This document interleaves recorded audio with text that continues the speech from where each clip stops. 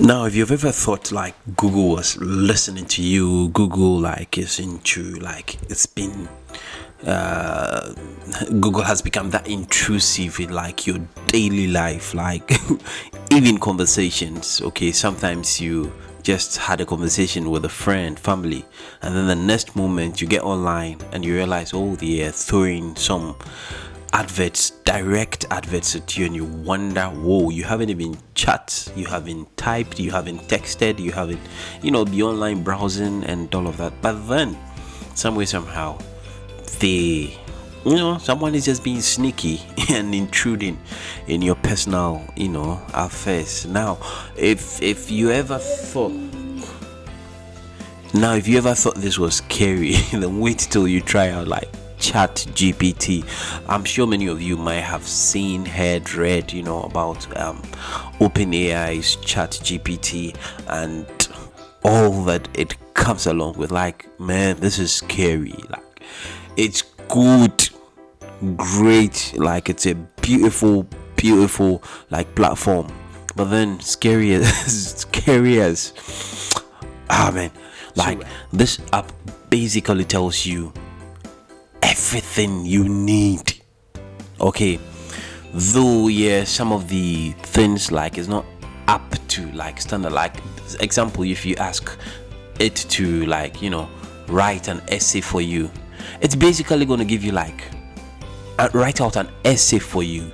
It might use certain terms or certain scenarios or certain parameters that it perhaps, depending on where you are or where you are located, might not be like, but you can reference and do a bit of editing and all of that, and that's then you do like and it will do an entire assignment for you, like chatting whatever, and it would answer you.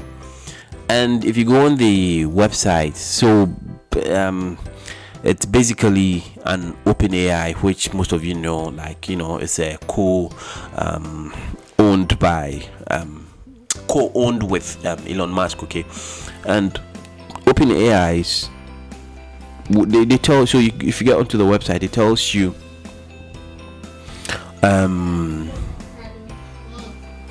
maybe. So the OpenAI is powered by GPT-3 language model, which can be coerced to perform natural languages tasks using carefully engineered text prompts. But these models can also generate outputs that are untruthful, toxic, or reflect harmful sentiments. This is part because GPT-3 is trained to predict the next word on a large data set of internet text, rather than to safely perform the language task that the user wants. In other words, these models aren't aligned with their users. So yes, you can be like sidetracked a bit, okay, but basically it does the job for you. So I asked ChatGPT to write me a sermon about creation, and this is what happened. It did exactly that. Like, mostly the better part of Genesis chapter 1 was what it brought out. Okay, but this is an app that's like basically supposed to listen and answer on requests that you put into it. Okay, tell you whatever search, whatever articles, whatever essays, whatever like proposals. I mean, you just mentioned it. Like, it can solve your problems for you. Not all your problems, not exactly as you wanted, not perfect, okay, but then give you like really like it's an impressive response, if you ask me. Okay, with all of the response that it usually gives, you can tweak it in the latter parts, and edit and all of that to suit you. But it's for me, I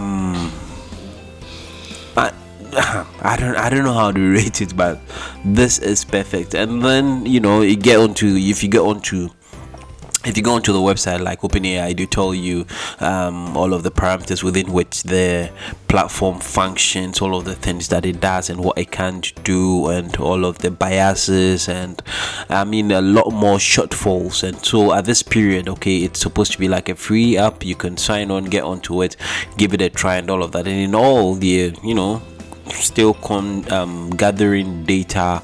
And there's another pointer. Okay, you can also do a lot of entries, like within a space of 1 hour you can do so much. Okay, you'd have to allow it, I don't know, that's how the system is supposed to respond. And then you would also not get like an updated information, as in information that relates to any incidents or occurrences or information you're searching for that happened like after 2021.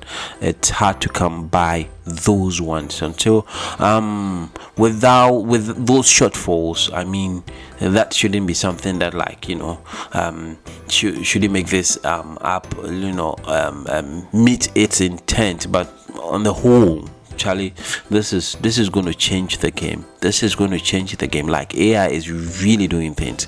I mean, there's a lot of AI gadgets around, a lot of AI stuff around, softwares around. Okay, a lot of things that are utilizing AI, to a lot of companies, organizations that are using in fact rendering people jobless at this point, especially like writers, poets, artists, even music. Like, man, this is getting crazy. But I hope to bring you a lot more chats. I really want to get into it, experience it, and then perhaps we come have a chat about ChatGPT and all of its features, and let's have a conversation around it later on. Okay, but it's really an interesting app. I think you guys, an interesting platform. I think you guys should explore, and let me know what you guys think as well. Have you tried ChatGPT? What do you think? How do you relate to Google? You think there's going to be competition, or you think they're going to outpace? You ever think of them working? Because I believe a lot of the data that ChatGPT has gathered, okay, was sourced from like Google has been open with a lot of information. Wikipedia, it just sourced information from across the internet, okay, and over time is putting it out for you. But this is really intelligent. Like, the internet of things is going to get crazy. All right, so Charlie, we'll chat in a bit. Yeah.